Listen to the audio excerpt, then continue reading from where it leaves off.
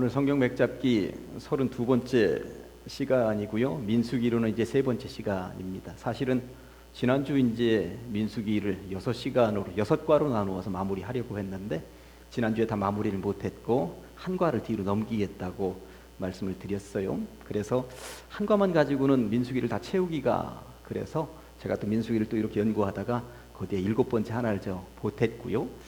그리고 오늘 이렇게 준비를 하다가 민수기를 우리 성도님들에게 계속 이렇게 써주면서 했고 여러분들도 메모했겠습니다만 요약 정리를 좀 한번 해드리자. 나도 좀 요약 정리하면 더 민수기가 나한테 와 닿을 것 같고 우리 성도님들도 요약 정리한 것을 보면 더 좋겠다. 그리고 요약 정리하는 것을 매주일마다 나누어 드리자. 그리고 눈치가 빠르신 분들 빨리 보셨겠습니다만 공부하면서 가장 중심되는 성경 구절이 무엇일까 하는 것을 뒷부분에다가 적어놓기도 했고요. 그리고 이 말씀을 공부하면서 기도 제목을 좀 한 3꼭지 정도씩 잡으면 얼마나 더 좋을까. 그래서 성경 공부도 이왕이면 업그레이드를 이렇게 시키면 더 좋지 않습니까? 제가 굉장히 고민 많이 했어요. 그래서 오늘은 다른 시간보다도 조금 더 다른 형태로 공부가 진행이 됩니다.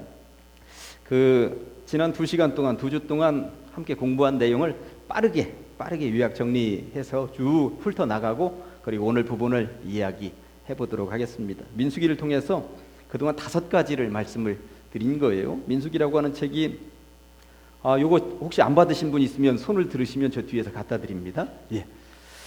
민수기라고 하는 책은 백성민 숫자 수니까 백성들의 인구조사한 것이다. 1장에 나오고 26장에 나온다. 1차 조사보다 2차 조사에 1820명이 줄어들었다. 이런 정도는 지난주에도 거듭 말씀을 드렸으니까 이제 기본적으로 알고 계실 거예요. 교훈이 있다면 생육하고 번성하라는 말씀에 따라 70명에서 60만 명으로 430년 만에 늘어났는데 40년 사는 동안에 인구가 줄어들었다고 하는 것은 범죄하면 망한다. 그런데 도대체 어떤 범죄들을 저질렀기에 이렇게 인구가 줄어들었는가 하는 것은 제가 7째 단락에서 덤으로 얹어 놓았으니 이따가 살펴보도록 하겠습니다. 또 2번째, 가나안 땅을 정탐한 이야기가 13장에 나와 있죠. 크게는 2개. 상반된 보고에 따라 가나안 땅에 들어가는 자와 들어가지 못하는 자로 나뉘게 되었다는 것 여러분들 살펴보셨고요. 40일이면 걸어가도 기어가도 갈 거리를 40년 동안 방황할 수밖에 없었던 이유에 대해서도 여러분들 공부를 하셨습니다. 다 기억이 나실 줄로 믿습니다. 그 다음에 이제 그런 이유로 인하여서 광야 훈련을 받게 되었다고 하는 것. 이 부분은 제가 22절과 23절 9장입니다만 읽겠습니다. 이틀이든지 한 달이든지 1년이든지 구름이 성막 위에 머물러 있을 동안에는 이스라엘 자손이 진영에 머물고, 그러니까 구름이 성막에 쫙 가려 있으면, 그러니까 안개처럼 앞이 안 보이면, 이런 말이에요.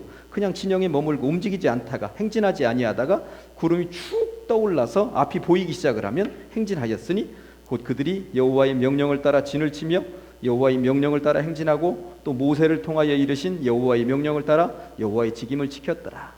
여호와 하나님의 명령을 따르는 순명을 배우게 되었다고 하는 것, 이런 말씀을 제가 강조하면서 말씀을 드렸던 기억이 있습니다. 그 다음에 만나 이야기를 이제 지난주에 말씀을 드렸던 것이죠. 출애굽기 16장에 처음으로 주셨던 그 만나는 얼마나 맛있었는지 꿀 섞은 과자 같았더라. 조청 바른 떡 같았을 것이다 라고 지난주에 제가 말씀을 드렸었습니다. 그랬더니 민수기 11장 세월이 흐른 이후에 불만이 쌓이기 시작을 했었던 것이 6절에 나와 있었던 것이죠. 이 만나 외에는 보이는 것이 아무것도 없다며 불평하더니 그 맛이 기름 섞은 과자 맛 같았더라. 부침개, 기름 바른 부침개 같았더라. 맛이 이제 사라지면서 불평 불만거리들이 쌓이기 시작을 하다가 한 40년 정도 먹고 났더니 민수기 21장에 끝에 보니까 이 하찮은 음식을 싫어하노라. 그렇게도 은혜롭고 그렇게도 맛있고 그렇게도 좋았었던 만나가 하찮은 음식이 되어 있는 정도까지 갔다라고 하는 것. 신앙을 처음부터 끝까지 한결같이 유지하는 것이 이렇게 중요한 것이구나. 제 처음 받았었던 그 은혜를 평생 유지하면서 사는 것이 이렇게도 어려운 것인가 보다 하는 이야기를 거기까지 말씀을 드렸었습니다. 그런 이후에 지난주에 축복에 대한 거 민수기 6장에서 빼놓을 수 없는 것이죠. 구약시대의 축복, 그러면서 신약시대의 축복은 어떻게 달라졌는지, 어떤 변화가 있었는지 하는 이야기를 말씀을 드리면서 모세, 특별히 아론의 자손들에게는 구약 시대에 이런 축복을 주었고 우리들도 서로가 서로를 축복하는 시간을 가지기도 했습니다. 그러다가 이 신약 시대에는 주 예수 그리스도의 은혜와 하나님의 사랑과 성령의 교통하심이라고 하는 사도 바울의 축복을 우리 개신교회는 따라잡게 되었다고 하는 것까지 말씀을 드렸습니다. 그리고 예고한 대로 그 다음 시간에는 제가 발람에 대해서 말씀을 드리겠습니다 하는 것 예고해 드렸듯이 오늘 발람에 대한 이야기를 해보도록 하겠습니다. 신약 성경에 보면 지난주에 여기까지 말씀을 드렸는데 발람이라고 하는 인물이 신약 성경에 등장을 여러 차례 하는데 제가 두 꼭지만 예를 들어서 가지고 왔어요. 한번 읽어보겠습니다. 베드로후서 2장 15절에 그들이 바른 길을 떠나 미혹되어 부올의 아들 발람의 길을 따르는도다. 그는 불의의 싹을 사랑하다가 이렇게 나와 있으니까 발람이라고 하는 인물이 좋은 인물은 아니구나. 뭔가 미혹된 인물, 불의의 삭슬 사랑하면서 따라갔었던 전혀 따라가서는 안 될 만한 그런 인물의 전형이구나 하는 것을 알 수가 있어요. 유다서 1장에서도 보니까 11절에 화 있을진정 이 사람들이여 가인의 길에 행하였으며 삭슬 위하여 발람의 어그러진 길로 몰려갔으며 고라의 패역을 따라 멸망을 받았도다. 가인이 누군지는 익히 아실 테고요. 동생 아벨을 죽인 형이었으니까. 그런데 이 고라가 누군지는 뒷부분에 나오니까 고라도 못된 무리들이겠구나 이런 정도는 알 수 있는데 발람은 어그러진 길로 갔었던 대표적인 인물이구나. 무엇을 위하여? 삭슬 위하여. 돈 쳐다보고 뭔가 어그러진 길로 간 인물이 발람이구나 하는 것을 알 수가 있는 것입니다. 도대체 얼마나 돈을 사랑하고 돈을 쫓아갔으면 삭슬 위하여라고 하는 말이 베드로후서에도 유다서에도 나온단 말인가. 그 얘기를 오늘 이제 살펴보려고 하는 거예요. 제가 이제 발람을 언급을 자꾸 하려고 하냐면 구약보다는 신약이 더 쉬우니까 신약 성경을 주로 읽거든요. 근데 베드로후서도 읽고 유다서도 읽다가 발람의 이야기를 나왔는데 발람이 도대체 누구야? 이 사람이 무슨 짓을 했길래 자꾸 이렇게 나오는 거예요? 어디 나오는 인물이지? 이게 머리 복잡해지면 그 다음부터 성경 읽고 싶은 생각이 없는 거거든요. 그런데 성경을 읽다가 발람이 어떤 인물인지 익히 알고서나 읽는 것과 모르고 읽는 것과는 차이가 그렇게 크다는 이야기인 것입니다. 근데 이 발람에 대한 이야기는 신약에만 또 나오는 게 아니라 구약 성경에도 다른 곳에 여러 차례 나오는데 제가 두 군데만 이제 예를 든 거예요. 이 두 군데 예를 통해서 발람이 어떤 인물이었었는지 한번 이렇게 짐작해 볼 수 있다는 것이죠. 신명기 23장에서 그들은 너희가 애굽에서 나올 때에 떡과 물로 너희를 길에서 영접하지 아니하고 메소보다미아의 부돌 사람 부올의 아들 발람에게 뇌물을 주어 너희를 저주하게 하려 하였으나 발람이라는 인물이 뇌물을 받고 저주하라 이렇게 뭔가 누구로부터 청탁을 받았구나 하는 것을 짐작해 볼 수 있습니다. 5절에 네 하나님 여호와께서 너를 사랑하심으로 너는 이제 이스라엘 민족이에요. 네 하나님 여호와께서 발람의 말을 듣지 아니하고 그러니까 발람은 저주하도록 했었던 인물인데 발람의 그 저주하는 말을 듣지 아니하고 네 하나님 여호와께서 그 저주를 변하여 복이 되게 하셨구나. 발람은 이런 인물이구나 하는 것을 요거 자세히 읽으면 알 수 있는 거예요. 여호수아 24장도 보니까 또한 모압 왕 시보리의 아들 발락이 발람과 비슷한 발락이라는 인물이 나오네요. 발락이 나오고 발람이 나온다라고 하는 거 구분을 정확히 하셔야 됩니다. 예. 발락은 이 사람은 모압이라는 나라의 왕이었구나 이런 것을 알 수가 있는 거예요. 모압 왕 발락이 일어나 이스라엘과 싸우더니 사람을 보내어 부올의 아들 발람을 불러다가 발락이라는 사람이 발람을 좀 불렀구나 찾았구나. 발람은 도대체 어떤 사람이기에 불러다가 너희를 저주하게 하려 하였으나 발람은 무슨 저주도 할 수 있고 축복도 할 수 있는 이런 무슨 권한을 가진 사람인가 보구나 특별한 직책을 가진 사람인가 보구나 하는 것을 머릿속에다 염두에 두고 생각할 수가 있는 거예요. 저주하게 하였으나 그러니까 자기는 저주도 축복도 못하고 자기는 못하니까 요 양반에게 시키려고 했다는 이야기인 거예요. 10절에 내가 발람을 위해 듣기를 원하지 아니하였으므로 그가 오히려 너희를 축복하고, 그러니까 발람에게 저주하라고 그랬는데 하나님이 저주 못하게 하고 축복하도록 하면서 나는 너희를 그의 손에서 건져냈다고 말씀하고 있습니다. 이야기가 좀 복잡하게 되었습니다만 이게 도대체 무슨 이야기인지 그럼 지금부터 민수기에 등장하는 발람 이야기를 통해서 구체적으로 살펴보도록 하시겠습니다. 22장부터 24장까지 나와 있습니다. 제가 사실은 22장 전체를 다 읽어야 돼요. 그런데 다 읽자니 시간이 한참 걸리고 사실 다 읽으면서 설명해야만 훨씬 더 쉽게 이해를 할 수가 있는데 일부는 읽고 일부는 설명을 하고 그러면서 넘어가 보도록 하겠습니다. 자, 22장 성경으로 돌아가서 한번 보겠습니다. 성경으로 이스라엘 자손이 또 길을 떠나 모압 평지에 진을 쳤으니 요단 건너편 곧 여리고 맞은편이더라 이렇게 나와 있습니다. 제가 지도를 워낙 자주 그리니까 여러분들이 이제 지중해 있고 여기에 이제 갈릴리 바다고 사해 바다고 요단강이 이렇게 흐르게 됩니다. 근데 이 부분을 여러분들 명확히 알고 계셔야 되는데 이 북쪽에 이스라엘 지역이 여기 가서 이제 정착해서 살 거거든요. 여기 북쪽에 포진하고 있는 나라 이름은 아람이었고요. 여기는 암몬이었습니다. 그리고 요 근방이 모압이 살고 있었고 요 근방이 에돔이 살고 있었어요. 이 경계선이 이랬습니다. 그렇다고 그 수천 년 전에 경계선을 정확하게 경계선을 지을 수는 없었습니다만 이스라엘 동쪽에 살고 있는 민족들은 이렇게 북쪽에는 아람 나라 하면 누가 생각나요? 나만 장군이 살고 있었던 동네는 이스라엘로부터는 동북쪽 쪽이었구나 하는 것을 알 수가 있는 것이죠. 그 밑에 이제 암몬 족속, 모압 족속, 에돔 족속이 이렇게 살고 있는 거예요. 그런데 여기 보니까 요단 건너편 여리고 맞은편이라. 여리고가 어디 있냐면 요단강 저쪽 이쪽에 있는 거예요. 그러니까 이스라엘 백성들이 젖과 꿀이 흐르는 가나안 땅에 들어갈 때 요단강을 건너가서 가장 먼저 맞닥뜨리고 무너뜨리는 성이 여리고성이잖아요. 여리고성. 그러니까 이스라엘 백성들이 이쪽으로 이렇게 들어와서 욜리 들어가서 이렇게 들어간다고 하는 것을 알 수 있는 거예요. 요 강을, 이 요단강을 건너가서 여리고성을 만나게 되는 거예요. 그러니까 지금 어디에 있냐면 요 근방 어디에 지금 이스라엘 백성들이 포진하고 있구나 하는 것을 알 수가 있는 거죠. 모압 평지라고 얘기를 하고 있습니다. 여기 모압 평지. 요 근방에 지금 포진하고 이쪽 동쪽에 지금 이게 젖과 꿀이 흐르는 가나안 땅 들어가기 직전에 지금 자리하고 있는 것입니다. 그랬더니 2절에 성경책 십볼의 아들 발락이 아까 발락 저쪽 나왔죠?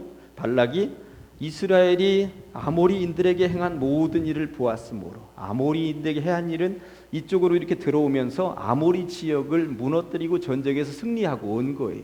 아모리 지역도 만만한 민족이 아니었거든요. 근데 이스라엘이 치고 올라오는 것 보면서 야, 이스라엘 저거 어설피 볼 놈들이 아니구나 이런 생각이 이 모압 왕 발락에게 들었다라고 하는 이야기인 것입니다.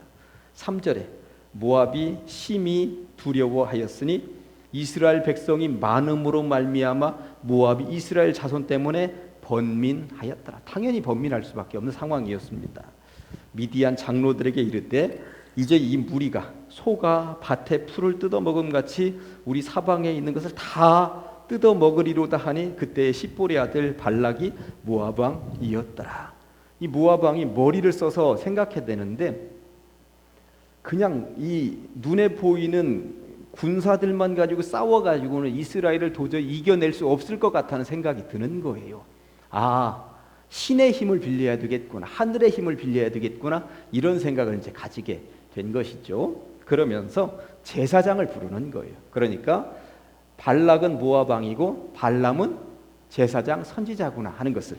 자, 5절에 보니까 그가 사신을 보올의 아들 발람의 고향인 강가 부돌에 보내어 발람을 부르게 하여 이르되 보라 한 민족이 애굽에서 나왔는데 그들이 지면에 덮여서 우리 맞은편에 거주하였고 우리보다 강하니 청하건대 와서 나를 위하여 이 백성을 어떻게 하라? 저주하라. 그러니까 전쟁을 해가지고는 우리가 이길 수 없는데 하늘의 힘을 빌려서 이스라엘을 저주하면 이길 것 같다. 그러니까 그런 쪽의 믿음은 대단했습니다. 발락이 모압 왕이. 그러니까 눈에 보이지 않는 신의 힘을 빌어서 하겠다라고 하는 거였습니다. 7절에 보니까 모압 장로들과 미디안 장로들이 손에 뭘 들고 왔냐면 복채를 가지고 왔다. 요게 이제 삭슬 위하여 그 얘기입니다. 복채를 얼마나 들고 왔겠습니까? 자기 민족 하나 구원시키기 위하여서 발람에게 제발 이스라엘 민족 좀 저주해달라. 그러면 이스라엘이 무너지고 우리가 이길 것 같다. 그 얘기하는 거예요.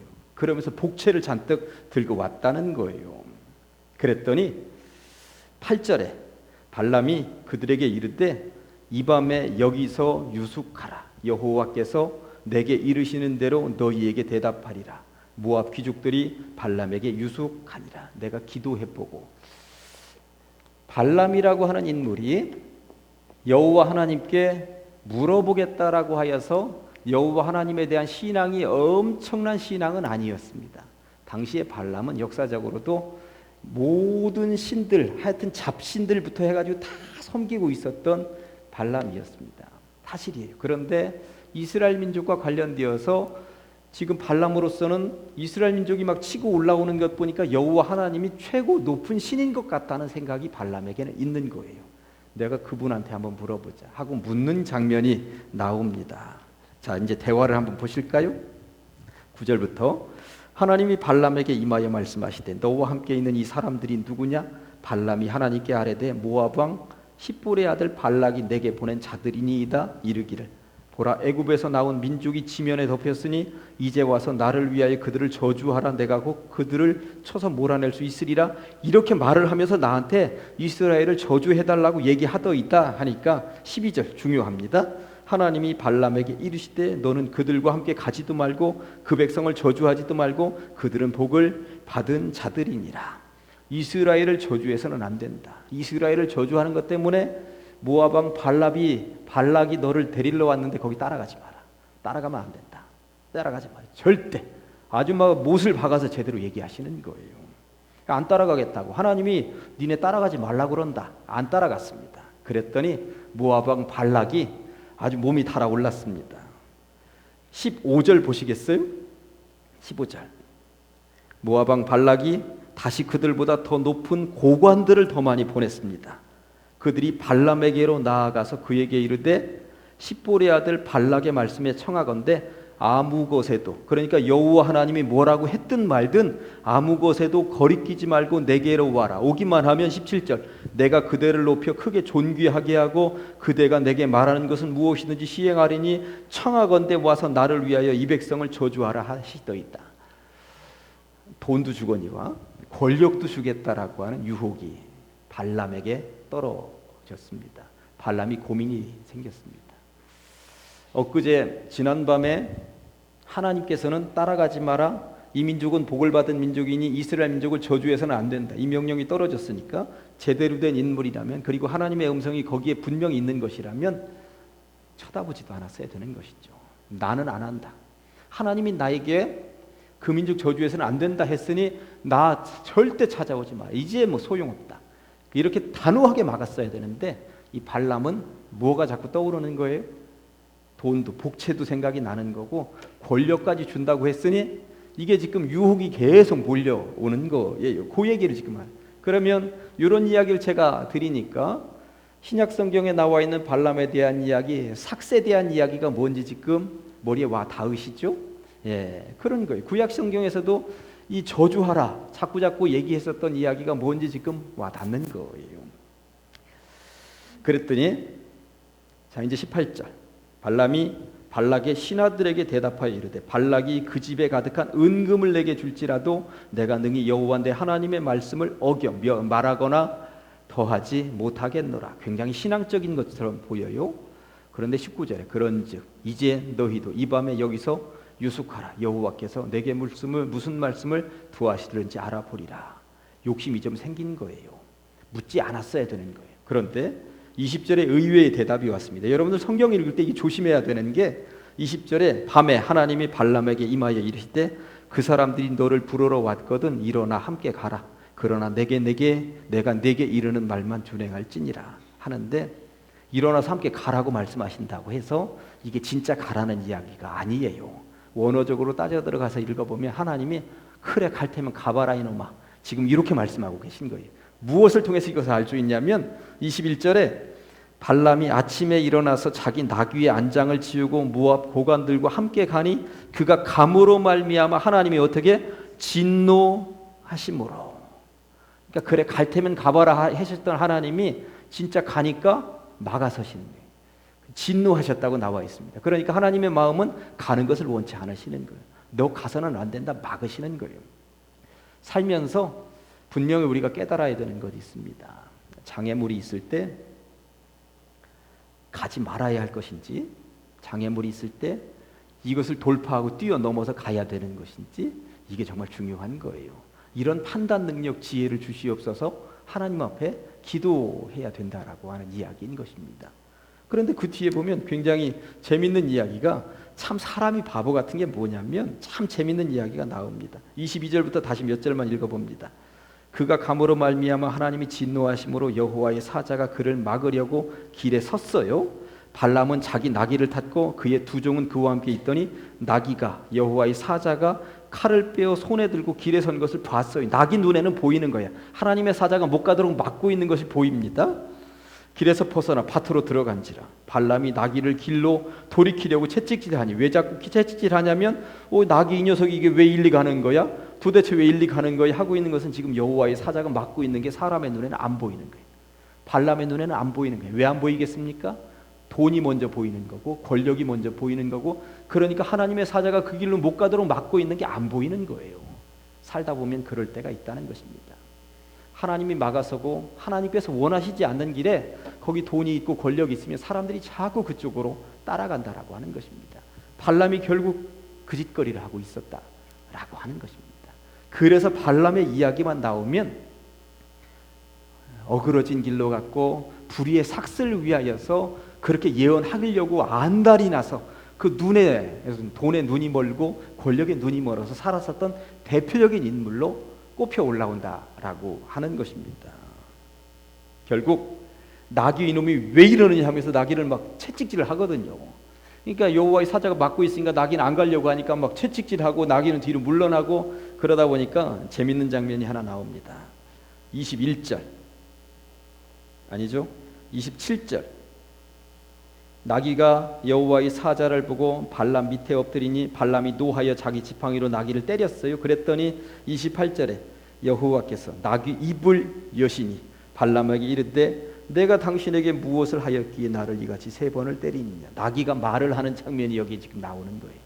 성경에는 짐승이 말하는 게 두 번 나옵니다. 한 번은 어디서 나올까요? 에덴 동산에서 뱀이 말하는 장면이 나오는 것이고, 여기에서 두 번째로 짐승이 말하는 이야기가 나오는 거예요. 이게 무슨 얘기를 하고 싶은 거냐면, 사람이 돈에 눈이 멀고 권력에 눈이 멀면 짐승보다는 못하게 내려앉게 된다는 이야기를 여기서 하고 있는 거예요. 나귀보다도 못한 놈이 지금 발람이 되어 있는 거예요. 나귀는 보는데도 사람은 안 보이는, 하나님의 사자가 보이지 않는 그러한 모양, 그 꼴이 되었다고 하는 것입니다. 나중에서야 봅니다. 31절에 그때에 여호와께서 발람의 눈을 밝히심에 여호와의 사자가 손에 칼을 빼들고 길에 선 것을 그가 보고 머리를 숙이고 엎드리고 났어요. 그랬더니 34절에 발람이 여호와의 사자에게 말하되 내가 범죄하였나이다. 당신이 나를 막으려고 길에 서신 것을 내가 알지 못하였나이다. 그제서야 이제 무릎 꿇는 거죠. 어쨌든 발람은 돈, 권력, 이것 때문에 하나님의 말씀을 제대로 듣지 않으려고 하는 대표적인 케이스처럼 되어버렸다고 하는 것입니다. 물론 23장, 24장에 보면 결국 발락에게 가긴 갑니다. 가는데 하나님이 네가 가고 싶으면, 그여 가고 싶으면 가긴 가라. 그러나 저주가 아니라 축복해라. 이스라엘 민족 축복해라 하면서 4번 동안 축복하는 장면이 나옵니다. 그런데 그 축복이 억지로 하는 거예요. 머릿속에는 돈 생각이 아직도 남아있고, 그리고 머릿속에는 권력 생각이 남아있습니다. 그러나 하나님이 축복하라 하니까 어쩔 수 없이 축복하는 장면이 나오고, 발람이라고 하는 이름은 구약성경에도 신약성경에도 돈만 바라보다가 무너져 내리는 못된 인물의 전형적인 케이스로 등장을 하고 있다는 것입니다. 어떤 이름으로 후대들에게 기록되길 원하십니까? 발람 같은 인물로 기록이 되어서는 안 될 줄로 믿습니다. 예. 자, 이제 7번입니다.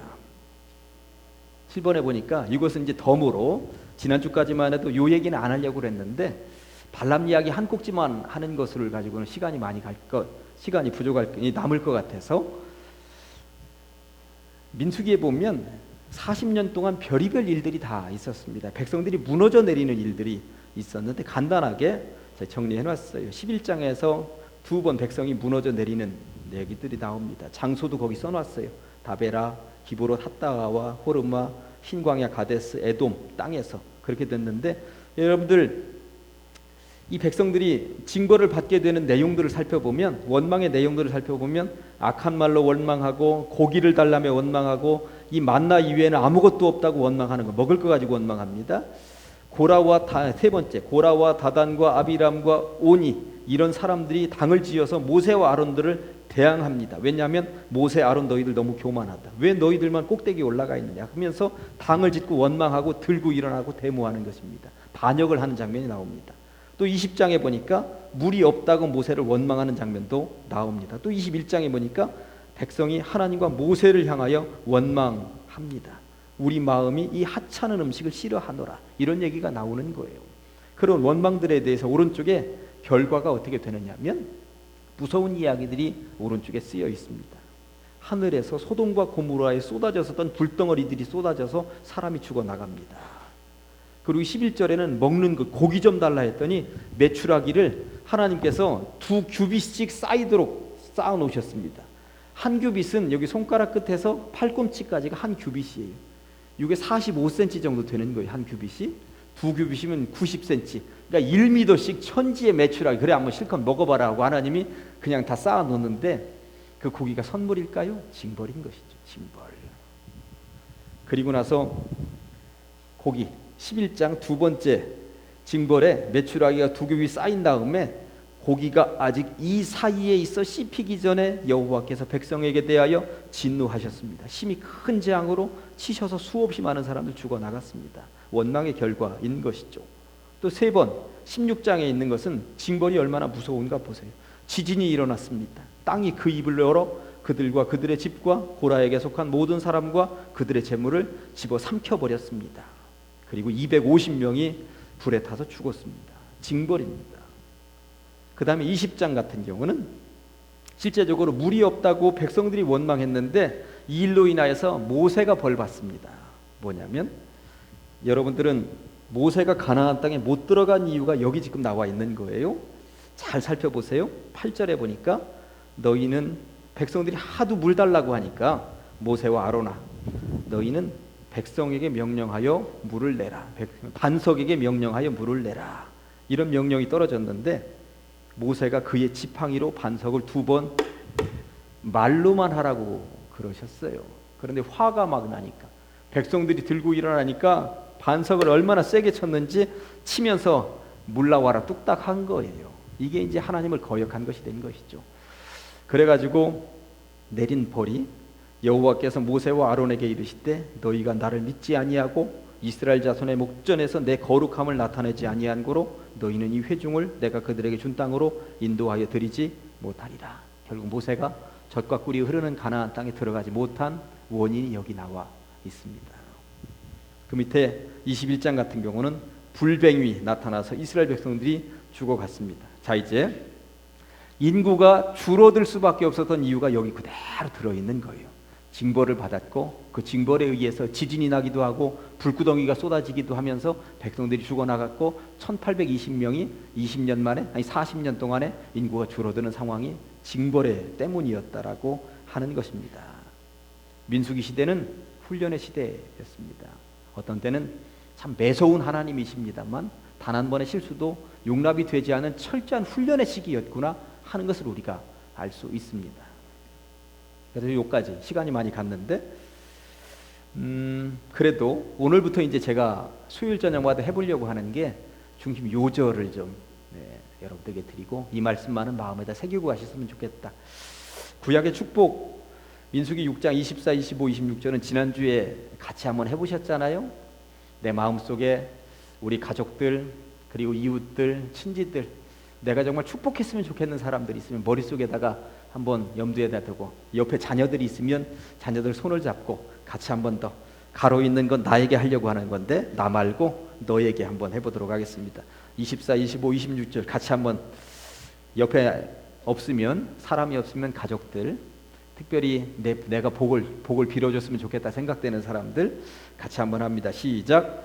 여호와는 내게 복을 주시고 너를 지키시기를 원하며, 여호와는 그 얼굴을 내게 비추사 은혜 베푸시기를 원하며, 여호와는 그 얼굴을 내게로 향하여 드사 평강 주시기를 원하노라. 아멘.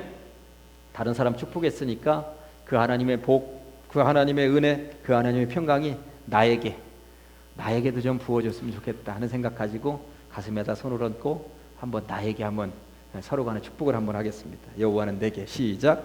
여호와는 내게 복을 주시고 나를 지키시기를 원하며, 여호와는 그 얼굴을 내게 비추사 은혜 베푸시기를 원하며, 여호와는 그 얼굴을 내게로 향하여 드사 평강 주시기를 원하노라. 아멘. 하나님의 이러한 복이, 하나님의 이러한 은혜가, 하나님의 이러한 평강이 이 자리에 있는 모든 성도님들과 여러분들이 축복한 모든 밖에 있는 모든 사람들에게도 그대로 이루어질 수 있기를 간절히 축원합니다. 그런 다음에 오늘의 말씀 하나만 더, 14장에서 이 말씀이 그렇게 좋은 거예요. 14장 9절에 다만 여호와를 거역하지는 말라. 무슨 일이 있어도 여호와 하나님을 거역하지는 말라. 또 그 땅 백성을 두려워하지 말라. 그들은 우리의 먹이라. 그들의 보호자는 그들에게서 떠났고 여호와는 우리와 함께 하시느니라. 그들을 두려워하지 말라. 젖과 꿀이 흐르는 가나안 땅을 이스라엘 백성들에게 선물로 주시겠다고 약속하신 땅이잖아요. 그런데 나는 우리들에게도 각자 개인적으로 가정에서 주시기로 약속한 선물, 땅, 사업 분명히 있다고 믿습니다. 그런 것들 분명히 주시지 않겠습니까? 그런데 그러한 것들을 이루어가기 위해서 두려운 일들이 있을 수 있고, 내가 과연 할 수 있을까? 내가 과연 저 꿈을 이룰 수 있을까? 그러나 하나님이 함께 하시면, 여기 있잖아요. 여호와는 우리와 함께 하시느니라. 난 이거 있으면 된다고 생각을 합니다. 이 말씀 의지하면서, 말씀 기억하면서 우리 다 같이 한번 해보시겠습니까? 시작. 다만 여호와를 거역하지는 말라. 또 그 땅 백성을 두려워하지 말라. 그들은 우리의 먹이라. 그들의 보호자는 그들에게서 떠났고 여호와는 우리와 함께 하시느니라. 그들을 두려워하지 말라. 아멘. 그 하나님께서 여러분들과 함께 하실 줄로 믿습니다. 그래서 오늘 밤에는 기도하실 때 다양한 기도 하시겠습니다만, 이 기도 제목 제가 써놨어요. 구약의 축복과 견주어서 우리에게 하늘의 신령한 복과 은혜와 평강을 주시옵소서 기도하셔서 각 가정에 하나님의 복, 하나님의 은혜, 평화가 그대로 임하셨으면 좋겠고요. 또 우리에게 약속하신, 각자에게 약속하신 그 땅을 반드시 얻게 하여 주시옵소서. 우리 자녀들 진로를 놓고 고민하는 경우들도 있잖아요. 그럼 자녀들의 주어질 땅, 그 땅을 놓고 한번 기도하시면, 오늘 말씀에 의지해서 기도하시면 그거 두려워할 것 아닙니다. 반드시 주시겠다고 약속하셨으니 그거 주실 거라고 믿고 의지해서 걸어가면 하나님이 더 주실 줄로 믿습니다. 이게 확신을 가지고 기도하면서 걸어가는 것이 얼마나 더 중요하겠습니까?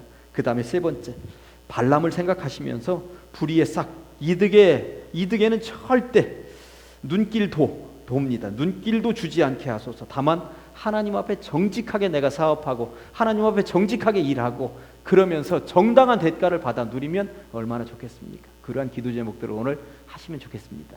기도하겠습니다. 하나님 아버지, 수요일 저녁에 우리들을 불러주시옵시고 말씀을 통하여, 특별히 민수기를 통하여 우리가 깨닫게 하시니 감사합니다. 민수기에 이렇게도 보배로운 말씀들이 숨어 있었는데 우리가 이제까지 잘 몰랐습니다. 하나님, 배우고 익힌 것들 삶을 통하여 잘 활용하게 하여 주시고 승리하는 주의 백성들 되게 하여 주시옵소서. 주님께서 원하시는 옳은 길로 갈 수 있도록 하여 주시옵시고 불의의 삭새, 어떠한 경우에도 눈길을 주지 않는 주의 백성들 다 되게 하여 주시옵소서. 예수님의 이름으로 기도합니다. 아멘.